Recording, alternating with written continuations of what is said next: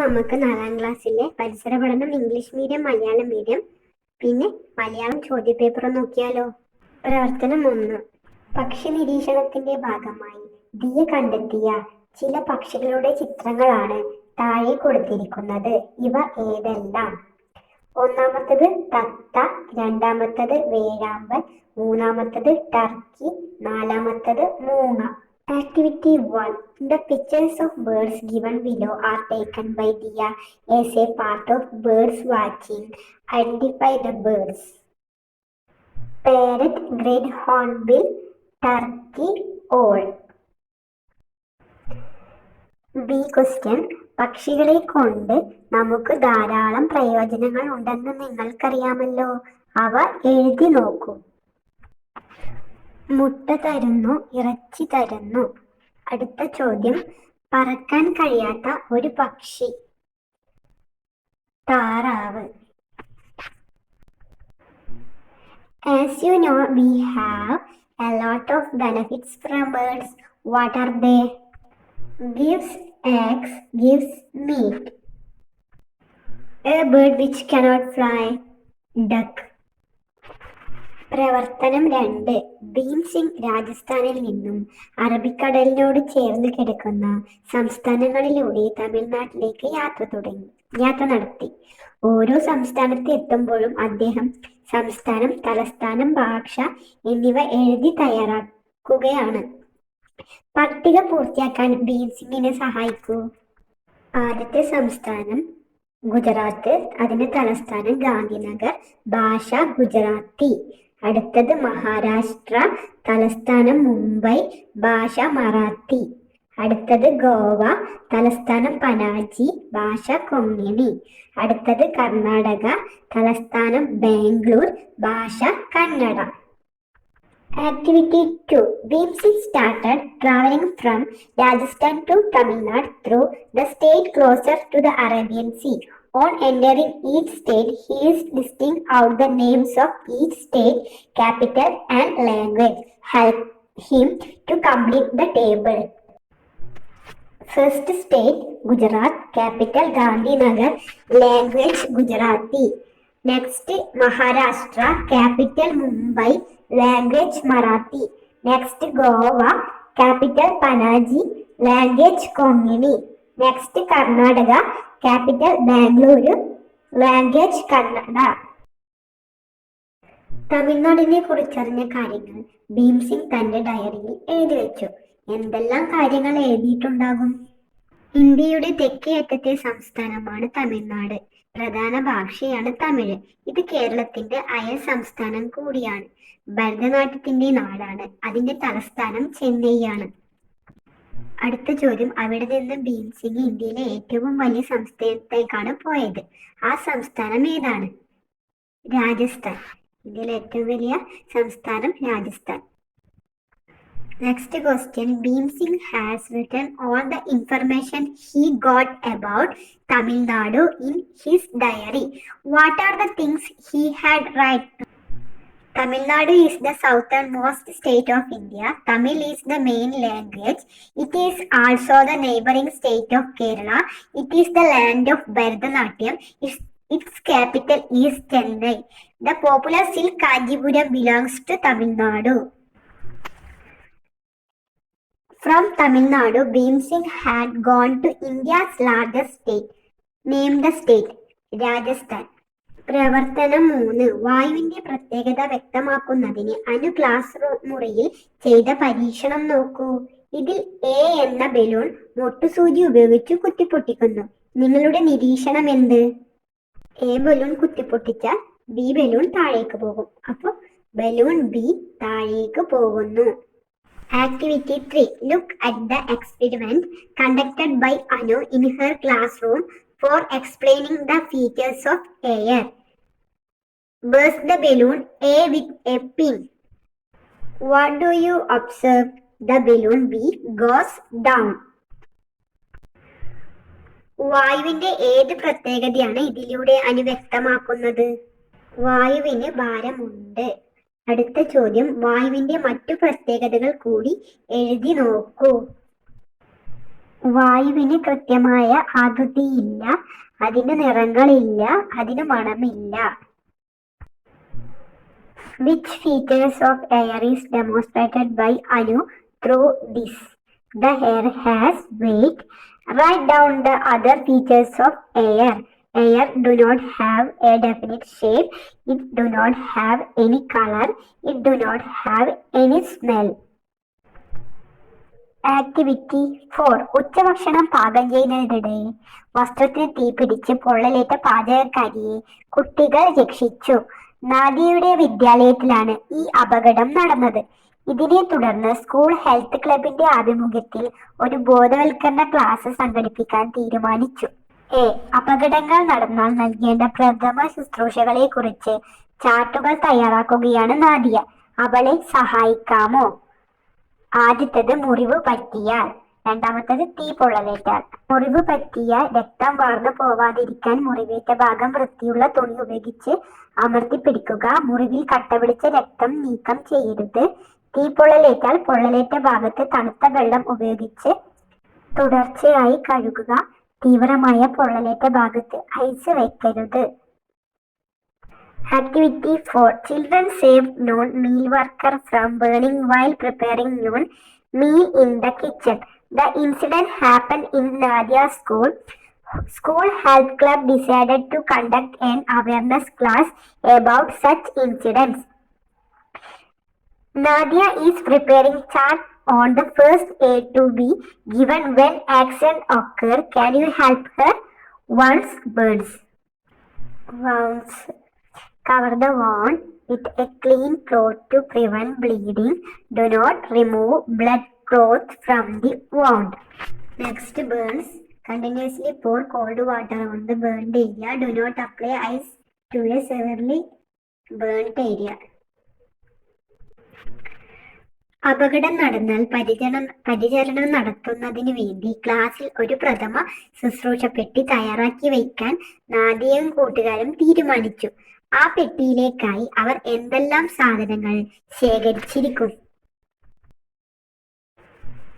Cotton, bandage, അണുനാശിനി. അടുത്ത ചോദ്യം, കൈകാലുകളിലെ എല്ലുകൾ പൊട്ടിയാൽ അവ അനങ്ങാതിരിക്കാൻ കിട്ടുന്ന ഉപകരണത്തിന്റെ പേര്? Splint. Nadia and her friends decided to place a first aid box in their classroom. What are the things they collected for it? Antiseptic, cotton, bandage, ointment. What is the name of the equipment we use to prevent the movements of fractured bones in the hands and legs? Splint. പ്രവർത്തനം 5. തേജയും കൂട്ടുകാരും പ്രാഥമികാരോഗ്യ കേന്ദ്രത്തിൽ നിന്നും ലഭിക്കുന്ന സേവനങ്ങളെ കുറിച്ചറിയാൻ പനങ്ങോട് പഞ്ചായത്തിലെ പ്രാഥമികാരോഗ്യ കേന്ദ്രം സന്ദർശിച്ചു. അതിന്റെ മുൻവശത്ത് സ്ഥാപിച്ച ബോർഡ് അവരുടെ ശ്രദ്ധയിൽപ്പെട്ടു. പനങ്ങോട് ഗ്രാമപഞ്ചായത്ത് പ്രാഥമികാരോഗ്യ കേന്ദ്രം ലഭ്യമാക്കുന്ന സേവനങ്ങൾ: പ്രതിരോധ കുത്തിവയ്പ്പുകൾ, അമ്മയുടെയും കുഞ്ഞിന്റെയും ആരോഗ്യ സംരക്ഷണം, പ്രാഥമിക ചികിത്സാ സൗകര്യം, പകർച്ചവ്യാധി നിവാരണ പ്രവർത്തനങ്ങൾ. നിങ്ങളുടെ പ്രദേശത്തെ 2 പൊതുസ്ഥാപനങ്ങളുടെ പേരെഴുതൂ. Police station, post office. Activity 5. Teja and her friends visited the primary health center in Panangod Panchayat to know about services we get from the primary health center. They noticed the board placed in front of the center. The services available at primary health center in Panangod Gram Panchayat: immunization, vaccination, health care of mother and baby, primary treatment facility, prevention of contagious diseases. Write the names of 2 public institutions in your locality. Police station, post office. ഇവയിൽ ഒരു പൊതുസ്ഥാപനത്തിന്റെ സേവനങ്ങൾ വ്യക്തമാക്കുന്ന പ്രദർശന board തയ്യാറാക്കൂ. Police സ്റ്റേഷനെ കുറിച്ച് എഴുതാം. ജീവനും സ്വത്തിനും സുരക്ഷിതത്വം നൽകുക.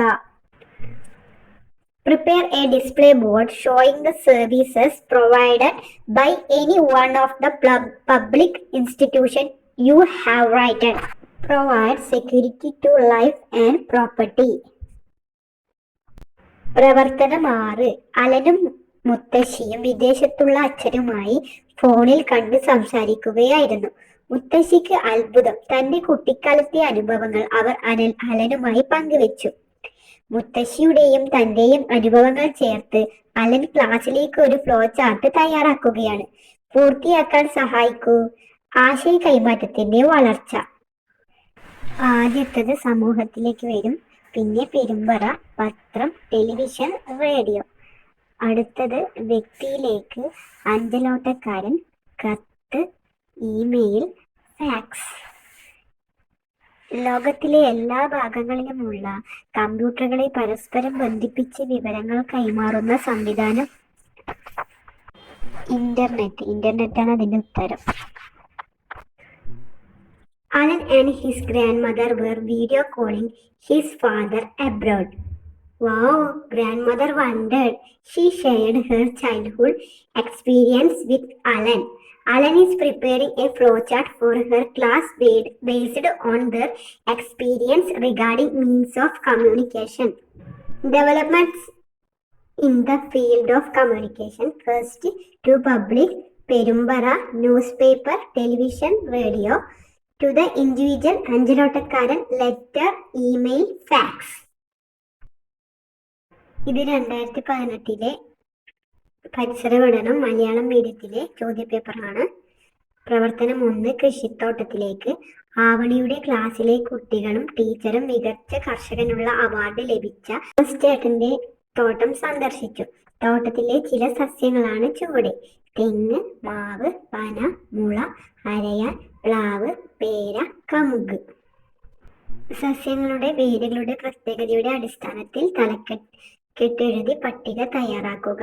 ആദ്യത്തെ ഇതിൽ പേര് നാരുവേര്, രണ്ടാമത്തേത് തായ്വേര്. നാരുവേര് വരുന്നത് മാവ്, പ്ലാവ്, പേര, കമുക്. തായ്വേര് തെങ്ങ്, മുള, പന, അരയാൻ. അടുത്ത ചോദ്യം, ഏകബീജപത്ര സസ്യമല്ലാത്തത്. ശരിയായതിന്റെ നേരെ ടിക്ക് ചെയ്യുക. നെല്ല്, ഇഞ്ചി, കാപ്പി, മഞ്ഞൾ. പ്രവർത്തനം 2. കലയുടെ നാട്. ഇന്ത്യയിലെ വിവിധ സംസ്ഥാനങ്ങളും കലാരൂപങ്ങളുമാണ് ചുവടെ: മണിപ്പൂരി, കേരളം, ഒഡീഷ, കഥകളി, മണിപ്പൂർ, ഭരതനാട്യം, ഉത്തർപ്രദേശ്, ഒഡീസി, കഥക്, തമിഴ്നാട്. സംസ്ഥാനത്തിന്റെ പേരും അവയുടെ നേരെ ആ സംസ്ഥാനത്തെ കലാരൂപവും എഴുതുക. ആദ്യം സംസ്ഥാനം, പിന്നെ കലാരൂപം. മണിപ്പൂര്, കലാരൂപം മണിപ്പൂരി. തമിഴ്നാട്, കലാരൂപം ഭരതനാട്യം. സംസ്ഥാനം ഒഡീഷ, കലാരൂപം ഒഡീഷി. കേരളം, കഥകളി. ഇവയിൽ നിന്ന് നിങ്ങൾക്കറിയാവുന്ന ഒരു കലാരൂപത്തെക്കുറിച്ച് കുറിപ്പെഴുതുക. കേരളത്തിന്റെ തനതായ ശാസ്ത്രീയ ദൃശ്യ കലാരൂപമാണ് കഥകളി. കൊട്ടാരക്കര തമ്പുരാൻ രാമായണത്തെ 8 ദിവസത്തെ കഥയാക്കി വിഭജിച്ച് നിർമ്മിച്ച രാമനാട്ടമാണ് പിൽക്കാലത്ത് കഥകളിയായി പരിണമിച്ചത്. കഥകളിയിലെ കഥാപാത്രങ്ങൾ സംസാരിക്കാറില്ല, പശ്ചാത്തലത്തിലെ പാട്ടുകൾക്കനുസരിച്ച് അഭിനയിക്കുന്നു. മറ്റു ഭാരതീയ നൃത്തരൂപങ്ങൾക്കെന്ന പോലെ തന്നെ കഥകളിയുടെയും അടിസ്ഥാനം ഭരതമുനിയുടെ നാട്യശാസ്ത്രമാണ്. പക്ഷേ കഥകളിയിൽ ഉപയോഗിക്കുന്ന ഹംസമുദ്രകൾക്ക് അടിസ്ഥാനം ഹസ്തലക്ഷണ ദീപിക എന്ന പുരാതന ഗ്രന്ഥമാണ്. കഥകളിയുടെ സാഹിത്യരൂപമാണ് ആട്ടക്കഥ. പദങ്ങളായും ശ്ലോകങ്ങളുമായുമാണ് ആട്ടക്കഥ രചിക്കുന്നത്. ആട്ടക്കഥകളിലെ പദങ്ങളാണ് കഥകളിയിൽ പാടി അഭിനയിക്കപ്പെടുന്നത്. ശ്ലോകങ്ങൾ രംഗസൂചനയും കഥാസൂചനയും നൽകുന്നതിനുള്ള സൂത്രധാര ഉപാധിയായാണ് ഉപയോഗിക്കുന്നത്. ചിത്രത്തിൽ കാണുന്ന കലാരൂപം ഏത്? കഥകളി. പ്രവർത്തനം 3. വാർത്തകൾ കൈമാറാം. മുത്തച്ഛനും കൊച്ചുമോനും തമ്മിലുള്ള സംഭാഷണം വായിക്കൂ. മനു, നീ അച്ഛന് കത്തെഴുതുമ്പോൾ എന്നോടും ഒന്ന് പറയണം. എനിക്ക് അവനോട് ചില കാര്യങ്ങൾ പറയാനുണ്ട്. മുത്തച്ഛന് എന്താ പറയാനുള്ളത്? ഇപ്പോൾ തന്നെ വിളിച്ചു പറയാലോ. അതിന് കത്തിന്റെ ആവശ്യമൊന്നുമില്ല. കത്തിന്റെ ആവശ്യമില്ലെന്ന് മനു പറഞ്ഞത് എന്തുകൊണ്ടാണ്? എന്തെല്ലാം മാർഗങ്ങൾ ഉപയോഗിച്ച് മുത്തച്ഛന് മനുവിന്റെ അച്ഛന്റെ കാര്യങ്ങൾ അറിയിക്കാം? വാർത്താവിനിമയ ഉപകരണങ്ങൾ, വാർത്താവിനിമയ മാധ്യമം. ലാൻഡ് ഫോൺ സന്ദേശത്തിന്, internet, SMS, computer, wifi, fax സന്ദേശം, വാക്കി ടോക്കി, പോലീസ് സന്ദേശം. വാർത്താവിനിമയ രംഗത്ത് പ്രാവ്, ദൂതൻ, അഞ്ചലോട്ടക്കാരൻ തുടങ്ങിയവർ ഇപ്പോൾ നിലവിലില്ല. കാരണങ്ങൾ എഴുതുക. പണ്ട് കാലങ്ങളിൽ ഫോൺ, ഇമെയിൽ തുടങ്ങിയവ ഇല്ല. അന്ന് പ്രാവ്, ദൂതൻ, അഞ്ചലോട്ടക്കാരൻ എന്നിവരായിരുന്നു. എന്നാൽ ഇപ്പോൾ അതിന്റെ ആവശ്യമില്ലാത്തത് കൊണ്ടും ഫോൺ, ഇമെയിൽ തുടങ്ങിയവ ഉള്ളത് കൊണ്ടുമാണ് പ്രാവ്, ദൂതൻ, അഞ്ചലോട്ടക്കാരൻ ഇപ്പോൾ നിലവിലില്ലാത്തത്. ചുവടെ കൊടുത്തിരിക്കുന്നതിൽ മാർക്കോണിയുടെ കണ്ടുപിടുത്തം ഏത്? അനുയോജ്യമായതിന് നേരെ ചിഹ്നമിടുക. റേഡിയോ ആണ് മാർക്കോണി കണ്ടുപിടിച്ചത്. പ്രവർത്തനം 4. പ്രഥമ ശുശ്രൂഷ. പത്രവാർത്തകൾ നോക്കൂ. അഞ്ചുരുളി ജലാശയത്തിൽ ഇറങ്ങിയ വിദ്യാർത്ഥി മുങ്ങി മരിച്ചു. പിക്കപ്പ് ജീപ്പിടിച്ച് യുവാവ് മരിച്ചു. മീൻ പിടിക്കുന്നതിനിടെ വെള്ളം മറിഞ്ഞ് യുവാവ് മരിച്ചു. വിദ്യാർത്ഥി മുങ്ങി മരിച്ചു. ഗൃഹനാഥൻ തെങ്ങിൽ നിന്ന് വീണ് മരിച്ചു. പത്രവാർത്ത വായിച്ചല്ലോ. സാധാരണയായി മറ്റെന്തെല്ലാം അപകടങ്ങളാണ് സംഭവിക്കാറുള്ളത്? ചിത്രീകരണം പൂർത്തിയാക്കൂ. അപകടങ്ങൾ: പാമ്പുകടി, മുറിവ്, തീപ്പൊള്ളൽ, ഷോക്ക്, ചതവ്. സ്കൂളിൽ കളിക്കുന്നതിനിടയിൽ മുറിവ് പറ്റിയ കൂട്ടുകാരന് എന്തെല്ലാം പ്രഥമ ശുശ്രൂഷ നൽകും? ആശുപത്രിയിൽ പോകും, മരുന്ന് കൊടുക്കും. വസ്ത്രത്തിന് തീ പിടിച്ചാൽ ചെയ്യാൻ പാടില്ലാത്തത്. അനുയോജ്യമായതിന് ടിക്കിടുക. ഒട്ടിപ്പിടിച്ചിരിക്കുന്ന തുണി നീക്കം ചെയ്യണം. പ്രവർത്തനം 5. നാടറിയാം. ചിറ്റാലിപുരം സ്കൂളിലെ ടീച്ചറും കുട്ടികളും പഞ്ചായത്ത് ഓഫീസ് സന്ദർശിച്ചു. പഞ്ചായത്ത് ഓഫീസിന് പുറമെ നിങ്ങൾക്കറിയാവുന്ന മറ്റു പൊതുസ്ഥാപനങ്ങൾ ഏതെല്ലാമാണ്? അവ നൽകുന്ന സേവനങ്ങൾ എഴുതുക. പൊതുസ്ഥാപനം, സേവനങ്ങൾ. പഞ്ചായത്ത് ഓഫീസ് പ്രദേശത്തെ ജനങ്ങളുടെ പൊതു ആവശ്യങ്ങൾ നിറവേറ്റുന്നു. പോലീസ് സ്റ്റേഷൻ തെറ്റു ചെയ്യുന്നവരെ ശിക്ഷിക്കുന്നു. ബാങ്ക് പാവങ്ങൾക്ക് ലോണും പൈസയും നൽകാൻ. റേഷൻ കട പാവങ്ങൾക്ക് അരിയും മറ്റു സാധനങ്ങളും നൽകാൻ വേണ്ടിയിട്ട്. നിങ്ങൾ ഗ്രാമസഭയിൽ പങ്കെടുത്തിട്ടുണ്ടോ? ഗ്രാമസഭയെ കുറിച്ചൊരു കുറിപ്പ് തയ്യാറാക്കുക. അമ്മമാർക്കും അച്ഛന്മാർക്കും നാടിന്റെ നല്ല കാര്യങ്ങൾ അറിയുവാൻ. കോർപ്പറേഷന്റെ ഭരണത്തലവനാര്? മേയർ. പ്രവർത്തനം 6. അവധിക്കാലം. ഡൽഹിയിലുള്ള കൂട്ടുകാർ അവധിക്കാലത്ത് അനുവിനോടൊപ്പം സന്ദർശിക്കാൻ ആഗ്രഹിക്കുന്ന സ്ഥലങ്ങളാണ് ചുവടെ. അവ ഏത് ജില്ലയിലാണെന്ന് കണ്ടെത്തുക. സന്ദർശിക്കുന്ന സ്ഥലം, സ്ഥിതി ചെയ്യുന്ന ജില്ല. ശാസ്താംകോട്ടക്കായൽ കൊല്ലം ജില്ലയിലാണ് സ്ഥിതി ചെയ്യുന്നത്. കേരള കലാമണ്ഡലം തൃശൂർ ജില്ലയിലും, കോവളം കടൽത്തീരം തിരുവനന്തപുരത്തും, എടക്കൽ ഗുഹ വയനാട് ജില്ലയിലുമാണ് സ്ഥിതി ചെയ്യുന്നത്. അടുത്ത ചോദ്യം: അനുവിന്റെ കൂട്ടുകാർ ഡൽഹിയിൽ നിന്ന് കേരളത്തിലെത്താൻ ഏത് ദിശയിൽ സഞ്ചരിക്കണം? അനുയോജ്യമായതിന് ടിക്കിടുക. പരിസര പഠനത്തിന്റെ ക്വസ്റ്റ്യങ്ങൾ ഇത്രയുള്ളൂ. അടുത്ത് നമുക്ക് മലയാളത്തിന്റെ ക്വസ്റ്റ്യൻ പേപ്പർ നോക്കാം. പ്രവർത്തനം 1. വായിക്കാം, എഴുതാം. നിലാവിൽ കുളിച്ചു നിൽക്കുന്ന രാത്രി. പരന്ന വയലുകൾക്കപ്പുറത്തുള്ള മാമരങ്ങൾ പോലും വ്യക്തമായി കാണാം. ആകാശത്ത് ചന്ദ്രൻ വെള്ളിത്തളിക പോലെ തിളങ്ങുന്നു. കണ്ണുമിഴിച്ചു നിൽക്കുന്ന വെള്ളപ്പൂക്കളുടെ ഭംഗിയും മണവും ഒന്ന് വേറെ തന്നെ. അങ്ങകലെ തലയുയർത്തി നിൽക്കുന്ന മലമടക്കുകൾക്ക് നിലാവെളിച്ചത്തിൽ അഴകേറി. ഒരു വെള്ളി അരഞ്ഞാണം പോലെ പുഴ. മുല്ലപ്പൂക്കൾ വാരിയെറിഞ്ഞതുപോലെ നക്ഷത്രങ്ങൾ. കണ്ണെടുക്കാതെ നോക്കി നിന്നപ്പോൾ മുന്നുന്ന നക്ഷത്രങ്ങൾ. എന്തോ പറയുന്നത് പോലെ ചെറുകാറ്റിൽ ആലോലമാടുന്ന ഇലകൾ രാത്രിയുടെ ഭംഗി കൂട്ടുന്നു. രാത്രിയിൽ പുറത്തിറങ്ങാൻ എനിക്ക് പേടിയായിരുന്നു. എന്നിട്ടും അമ്മയുടെ കൂടെ ഞാൻ പുറത്തിറങ്ങി. രാത്രിയുടെ ഭംഗി പറഞ്ഞാലും തീരില്ല. വർണ്ണന വായിച്ചല്ലോ. താഴെ കൊടുത്തിരിക്കുന്ന ചോദ്യങ്ങൾക്ക് ഉത്തരം എഴുതും. വെള്ളിത്തളിക പോലെ ആകാശത്ത് കാണുന്നത് എന്താണ്? ചന്ദ്രൻ. നിലാവിൽ കാണുന്ന പുഴയെ വിശേഷിപ്പിച്ചിരിക്കുന്നത് എങ്ങനെയാണ്? വെള്ളി അരഞ്ഞാണം പോലെ. ചന്തം എന്ന അർത്ഥം വരുന്ന ഏതൊക്കെ പദങ്ങളാണ് വർണ്ണയിലുള്ളത്? അഴക്, ഭംഗി. മുല്ലപ്പൂക്കൾ വാരിയെറിഞ്ഞതുപോലെ നക്ഷത്രങ്ങൾ. നിലാവുള്ള രാത്രിയിൽ മേഘങ്ങളെ കണ്ടാൽ ഇതുപോലെ നിങ്ങൾക്ക് എന്തായിരിക്കും തോന്നുക? അത് നിങ്ങൾ എഴുതി വെക്കുക. ഈ വർണ്ണനയ്ക്ക് ഒരു തലക്കെട്ട് നൽകുക. രാത്രി ഭംഗി. പ്രവർത്തനം 2. വിവരണം തയ്യാറാക്കാം. നിങ്ങളുടെ വിദ്യാലയത്തിൽ ഈ അധ്യയന വർഷം ധാരാളം പരിപാടികൾ നടന്നിരിക്കുമല്ലോ. ഉദാഹരണം: പ്രവേശനോത്സവം, ദിനാഘോഷങ്ങൾ, ക്യാമ്പുകൾ, യാത്രകൾ, മത്സരങ്ങൾ. ഇവയിൽ ഏതെങ്കിലും ഒന്നിനെ കുറിച്ച് ഒരു വിവരണം തയ്യാറാക്കുക. നമുക്കിവിടെ ബഷീർ ദിനത്തെ കുറിച്ച് എഴുതി നോക്കാം. ബേപ്പൂർ സുൽത്താൻ വൈക്കം മുഹമ്മദ് ബഷീറിന്റെ ജന്മദിനമാണ് ജൂലൈ 5-ന്. അനുസ്മരണ പരിപാടി നടത്തി. പാത്തുമ്മയുടെ ആട് എന്ന കഥ നാടകമായി അവതരിപ്പിച്ചു. ബഷീർ കഥാപാത്രങ്ങൾ വേഷം കെട്ടി വന്നു. പാത്തുമ്മയും ആടും അരങ്ങിലെത്തി. അന്നേ ദിവസം ബഷീർ കൃതികളുടെ പ്രദർശനവും ബഷീർ പഠനങ്ങളുടെ പ്രദർശനവും നടന്നു. നല്ല രസവും അറിവുകൾ സമ്മാനിച്ച ദിവസവും തന്ന ഒരു ദിനമാണ് ജൂലൈ 5. പ്രവർത്തനം 4 ജീവചരിത്രക്കുറിപ്പ് തയ്യാറാക്കാം. ലോകപ്രസിദ്ധ ഫുട്ബോൾ താരം ലയണൽ മെസ്സിയുടെ ജീവചരിത്രക്കുറിപ്പ് തയ്യാറാക്കൂ. ജനനം 1967 ജൂൺ 24, അർജന്റീനയിലെ റൊസാരിയോ. മുഴുവൻ പേര് ലയണൽ ആന്ദ്രാസ് മെസ്സി. 2008 ബീജിംഗ് ഒളിമ്പിക്സിൽ ഫുട്ബോൾ സ്വർണം നേടിയ അർജന്റീന ടീമിൽ അംഗം. 2014 മികച്ച കളിക്കാരനുള്ള ഗോൾഡൻ ബോൾ ലഭിച്ചു. 2022 ഖത്തർ വേൾഡ് കപ്പ് ജേതാവ്. ടൂർണമെന്റിലെ മികച്ച കളിക്കാരനുള്ള ഗോൾഡൻ ബോൾ, മികച്ച ഫുട്ബോൾ കളിക്കാരനുള്ള ബാലൻഡറി ഓർ പുരസ്കാരം 7 തവണ ലഭിച്ചു. അപ്പൊ കൂട്ടുകാര് ജീവചരിത്രക്കുറിപ്പ് തയ്യാറാക്കി നോക്കാം. മെസ്സിയുടെ എല്ലാവർക്കും അറിയുന്ന ഇഷ്ടപ്പെട്ട കളിക്കാരനല്ലേ മെസ്സി. അപ്പൊ അത് ചെയ്തു നോക്കുക. പ്രവർത്തനം 5 പോസ്റ്റർ തയ്യാറാക്കാം. ഭക്ഷ്യവിഷബാധ, കുട്ടികൾ ആശുപത്രിയിൽ, പച്ചക്കറിയിൽ വ്യാപക കീടനാശിനി പ്രയോഗം, ഫോർമാലിൻ കലർന്ന 500 കിലോ മത്സ്യം പിടിച്ചു, മാറാരോഗങ്ങൾ പെരുകുന്നു. ചില പത്രവാർത്തകളുടെ തലക്കെട്ടുകളാണ് മുകളിൽ കൊടുത്തിരിക്കുന്നത്. ആരോഗ്യത്തിന് ഹാനികരമായ ഒട്ടേറെ കാര്യങ്ങൾ നടക്കുന്നു. ഇതിനെതിരെ സമൂഹത്തെ ബോധവൽക്കരിക്കാൻ സഹായകമായ ഒരു പോസ്റ്റർ തയ്യാറാക്കും. പോസ്റ്റർ തയ്യാറാക്കാനാണ് പറഞ്ഞിരിക്കുന്നത്. അത് നമുക്ക് ചെയ്തു നോക്കാം. നട്ടുവളർത്താം പച്ചക്കറി, കാത്തു സൂക്ഷിക്കാം ആരോഗ്യം. അടുത്തത് ആസ്വാദനക്കുറിപ്പ് തയ്യാറാക്കാനാണ്. കൊച്ചു നക്ഷത്രമേ, കൊച്ചു നക്ഷത്രമേ നിന്നെ ആരാ മച്ചിലിരുത്തിയതമ്മയാണോ? വല്ലതും തട്ടിമറിച്ചുവോ നീ, വല്ലാതെ വാശി പിടിച്ചുവോ നീ? അമ്മക്കയർക്കുവാൻ എന്തു മൂലം, നമ്മൾ കാണിക്കണം നല്ല ശീലം. താഴേക്ക് പോരുവാൻ മോഹമില്ലേ, വീഴാതിറങ്ങുവാൻ പറ്റുകില്ലേ? പൊക്കമില്ലാത്ത ഞാൻ കൈകൾ പൊക്കി നിൽക്കുകയല്ലാതെ എന്തു ചെയ്യും? ഈ ശങ്കരക്കുറുപ്പിന്റെ കൊച്ചു നക്ഷത്രം എന്ന കവിതയാണിത്.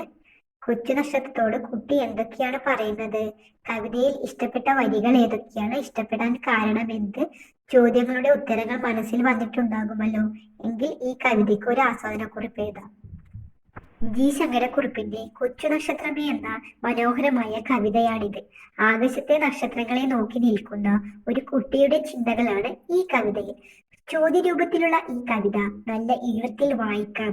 ലളിതമായ ഒരു കൊച്ചു കവിതയാണിത്. ആദ്യ വായനയിൽ തന്നെ മനസ്സിലാവും. കൊച്ചു നക്ഷത്രമേ നിന്നെയാരാ മച്ചിലെത്തിയതമ്മയാണോ? ഈ വരികൾ വായിക്കുമ്പോൾ തന്നെ ആ രംഗം മനസ്സിൽ തെളിഞ്ഞു വരും. കേൾക്കാൻ നല്ല രസമുള്ള ഒരു കവിതയാണിത്. പൊക്കമില്ലാത്ത ഞാൻ കൈകൾ പൊക്കി നിൽക്കുകയല്ലാതെ എന്ത് ചെയ്യും? ഈ വരികളാണ് എനിക്ക് ഈ കവിതയിൽ നിന്നും ഇഷ്ടപ്പെട്ട വരികൾ. കാരണം കുട്ടിയുടെ നിഷ്കളങ്കതയാണ് ഈ വരികളിൽ നമുക്ക് കാണാൻ സാധിക്കുന്നത്. പൊക്കമില്ലാത്ത തന്റെ കൈകൾ പൊക്കി നിൽക്കുകയല്ലാതെ എന്ത് ചെയ്യും? അതായത് നക്ഷത്രങ്ങളെ നോക്കി കൈകൾ പൊക്കുകയല്ലാതെ കുട്ടിക്ക് ഒന്നും ചെയ്യാൻ കഴിയില്ല. അതുകൊണ്ട് എനിക്ക് ഈ വരികൾ ഒരുപാട് ഇഷ്ടമായി. ഈ ചോദ്യപേപ്പറിലെ ചോദ്യങ്ങൾ ഇത്രയുള്ളൂ. നമുക്ക് വേറെ കുറച്ച് ക്വസ്റ്റ്യൻസും കൂടി നോക്കാം. താഴെ കൊടുത്ത വിവരണം ശ്രദ്ധിച്ചു വായിക്കുക. തുടർന്ന് വരുന്ന ചോദ്യങ്ങൾക്ക് ഉത്തരം എഴുതുക. ഉരലിനെ കുറിച്ചാണിത്. ഉരൽ വീടുകളിൽ അരി, മഞ്ഞൾ, മല്ലി, മുളക് എന്നിവ ഇടിച്ചു പൊടിയാക്കുവാൻ വേണ്ടി ഉപയോഗിച്ചിരുന്ന ഉപകരണമാണ് ഉരൽ. ഉലക്ക എന്ന ദണ്ഡ് ഉപയോഗിച്ചാണ് ഉരലിൽ ധാന്യങ്ങളും മറ്റും ഇടിക്കുന്നത്. പ്രാചീന മനുഷ്യൻ ഉരൽ ഏറ്റവും ആദ്യം ഉപയോഗിച്ചത് ഭക്ഷ്യവസ്തുക്കൾ പൊടിച്ചെടുക്കാനായിരിക്കണം. പാറപ്പുറത്തോ ഉറപ്പുള്ള മണ്ണിലോ ഉണ്ടാക്കിയിരുന്ന കുഴികളിലായിരുന്നിരിക്കും അവ. ഉറപ്പുള്ള ഗൃഹനിർമ്മാണം തുടങ്ങുന്നതോടെ വീടിനുള്ളിലോ പുറത്തോ യഥേഷ്ടം മാറ്റിവയ്ക്കാവുന്ന ഇന്നത്തെ രൂപത്തിലുള്ള ഉരലുകൾ രൂപം കൊണ്ടു. ആദ്യകാലത്ത് കരിങ്കല്ല് കൊണ്ട് തന്നെയായിരുന്നു ഉരൽ നിർമ്മിച്ചിരുന്നത്. മരം കൊണ്ടുള്ള ഉരലും പ്രചാരത്തിൽ ഉണ്ടായിരുന്നു. മരം ധാരാളം ലഭ്യമായ കേരളക്കരയിൽ കൽപ്പണിക്കാരുടെ കുറവ് കൂടി ആയപ്പോൾ ഉരുത്തിരിഞ്ഞു വന്നതായിരിക്കണം മരം കൊണ്ടുള്ള ഉരലുകൾ. മില്ലുകൾ, മിക്സികൾ എന്നിവ ധാരാളമായി വന്നതോടെ ഉരലുകൾ അപ്രത്യക്ഷമായി. ഒരു കാലത്ത് മനുഷ്യരെ ഒരുപാട് സഹായിച്ച ഈ ഉപകരണം ഇന്ന് സങ്കടപ്പെടുന്നുണ്ടാവുമോ? ഉരലുകൾ നാട്ടിൽ കാണാതാവാൻ കാരണമെന്ത്? മില്ലുകൾ, മിക്സികൾ എന്നിവ ധാരാളമായി വന്നതോടെ ഉരലുകൾ നാട്ടിൽ നിന്ന് അപ്രത്യക്ഷമായി. അടുത്ത ചോദ്യം, എന്തെല്ലാം വസ്തുക്കൾ കൊണ്ടാണ് ഉരലുകൾ ഉണ്ടാക്കിയിരുന്നത്? ഒരു കാലത്ത് മനുഷ്യരെ ഒരുപാട് സഹായിച്ച ഉരലിന്റെ ആത്മകഥ എഴുതുക. കൂട്ടുകാരെ, എന്റെ കഥ അറിയണോ? എന്റെ പേര് ഉരൽ. ഒരു കാലത്ത് എല്ലാ വീടുകളിലും ഞാൻ ഉണ്ടായിരുന്നു. ഭക്ഷ്യവസ്തുക്കൾ വീടുകളിൽ പൊടിച്ചിരുന്നത് എന്നെ ഉപയോഗിച്ചായിരുന്നു. എന്നാൽ മില്ലുകളും മിക്സികളും വന്നതോടെ ഞങ്ങളെ ആർക്കും വേണ്ടാതായി. കൂടാതെ എല്ലാ പൊടി രൂപത്തിലും വിപണിയിൽ കിട്ടാൻ തുടങ്ങി. ഇന്ന് ഞങ്ങളുടെ സ്ഥാനം വീടിന്റെയും പറമ്പിന്റെയും ഒക്കെ മൂലയിലാണ്. എന്റെ ഈ ദുരവസ്ഥയിൽ നിന്ന് വരുംകാലങ്ങളിൽ ഒരു മാറ്റം ഉണ്ടാകുമെന്ന് പ്രതീക്ഷയോടെ കാത്തിരിക്കാം. അടുത്ത ചോദ്യം. സൂചനകളിൽ നിന്നും വ്യക്തിയെ തിരിച്ചറിഞ്ഞ് കുറിപ്പ് തയ്യാറാക്കുക. ജനനം 1927 മെയ് 10. ജോലി അധ്യാപകൻ. പ്രധാന കൃതികൾ: അക്ഷരത്തെറ്റ്, അമൃതകഥകൾ, ഊണുതൊട്ട് ഉറക്കം വരെ, വിത്തും മുത്തും, കുറ്റി പെൻസിൽ, നോൺസെൻസ് കവിതകൾ, ചെറിയ കുട്ടി കവിതകൾ. രചനയുടെ സവിശേഷതകൾ: ഫലിതം, ആക്ഷേപഹാസ്യം, സാമൂഹിക വിമർശനം. പുരസ്കാരങ്ങൾ: കേരള സാഹിത്യ അക്കാദമി പുരസ്കാരം. അക്ഷരത്തെറ്റ്. മരണം 2006. കുഞ്ഞുണ്ണി മാഷിന്റെ ജീവചരിത്രക്കുറിപ്പാണ് തയ്യാറാക്കാൻ പറഞ്ഞിരിക്കുന്നത്. കുഞ്ഞുണ്ണി മാസ്റ്റർ 1927 മെയ് 10 തൃശൂർ ജില്ലയിലെ വലപ്പാട് അദ്യാരത്ത് ജനിച്ചു. ചാളാരി school, Kozhikode Ramakrishna mission high school എന്നിവിടങ്ങളിൽ അധ്യാപകനായിരുന്നു. കുട്ടികൾക്കും മുതിർന്നവർക്കുമായി ഒട്ടേറെ കവിതകൾ രചിച്ചു. അക്ഷരത്തെറ്റ്, അമൃതകഥകൾ, ഊണ് തൊട്ട് ഉറക്കം വരെ, കുഞ്ഞുണ്ണി കവിതകൾ, കുറ്റി പെൻസിൽ, നമ്പൂതിരി ഫലിതങ്ങൾ, കുട്ടേട്ടന്റെ കുറിപ്പുകൾ, കുട്ടികളുടെ രാമായണം, പഴമൊഴി പത്തായം എന്നിവ പ്രധാന കൃതികൾ. ഫലിതം, ആക്ഷേപഹാസ്യം, സാമൂഹിക വിമർശനം എന്നിവ അദ്ദേഹത്തിന്റെ കൃതികളുടെ പ്രത്യേകതയായിരുന്നു. അക്ഷരത്തെറ്റ് എന്ന കൃതിക്ക് കേരള സാഹിത്യ അക്കാദമി പുരസ്കാരം ലഭിച്ചിട്ടുണ്ട്. 2006 അന്തരിച്ചു. അടുത്ത ചോദ്യം. താഴെ കൊടുത്തിരിക്കുന്ന ഭാഗം വായിക്കുക. തുടർന്ന് വരുന്ന ചോദ്യങ്ങൾക്ക് ഉത്തരം എഴുതുക. വീട് വൃത്തിയാക്കാൻ അച്ഛനെ സഹായിക്കുകയായിരുന്നു അമ്മു. അപ്പോഴാണ് മുറിയുടെ മൂലയ്ക്ക് പഴയ റേഡിയോ കിടക്കുന്നത് കണ്ടത്. പൊടി തുടച്ച് അവൾ അത് ഓണാക്കി നോക്കി. ഇരമ്പൽ മാത്രം. അച്ഛൻ പറഞ്ഞു, ഇത് ഒരു കാലത്ത് നമ്മുടെ വീട്ടിലെ താരമായിരുന്നു. എന്തൊക്കെ രസങ്ങളായ പരിപാടികളായിരുന്നു. വയലും വീടും, ചലച്ചിത്ര ഗാനങ്ങൾ, യുവവാണി വാർത്തകൾ, അങ്ങനെ പലതും. ഇതിന്റെ ശബ്ദം ഒന്ന് കേൾക്കാൻ നമ്മുടെ ഉമ്മറത്ത് ശ്രോതാക്കളുടെ തിക്കും തിരക്കുമായിരുന്നു. അമ്മു അത്ഭുതത്തോടെ കേട്ടു നിന്നു.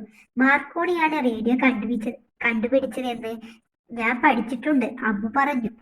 വിനോദത്തിനും വിജ്ഞാനത്തിനും ഒരുപോലെ ഉപയോഗിക്കാവുന്ന ഒരു വാർത്താവിനിമയ മാധ്യമത്തിന് ഇപ്പോൾ പ്രചാരം കുറവാണ്. ഒരേ സമയം കാണാനും കേൾക്കാനും കഴിയുന്ന ടിവിയുടെ ആരാധകരായി മാറി പുതുതലമുറ. അന്ന് രാത്രിയിൽ അമ്മു റേഡിയോ വീണ്ടും വീണ്ടും തിരിച്ചു മറിച്ചു നോക്കിക്കൊണ്ടേയിരുന്നു. റേഡിയോ തന്റെ കഥ പറയാൻ തുടങ്ങി. ആദ്യത്തെ ചോദ്യം. റേഡിയോയുടെ പ്രചാരം കുറയാൻ ഇടയായ സാഹചര്യം എന്ത്? ഒരേ സമയം കാണാനും കേൾക്കാനും കഴിയുന്ന TV വന്നതുകൊണ്ടാണ് റേഡിയോയുടെ പ്രചാരം കുറയാൻ സാഹചര്യം വന്നത്. കേൾവിക്കാർ എന്ന അർത്ഥത്തിൽ പ്രയോഗിച്ചിട്ടുള്ള വാക്കേത്?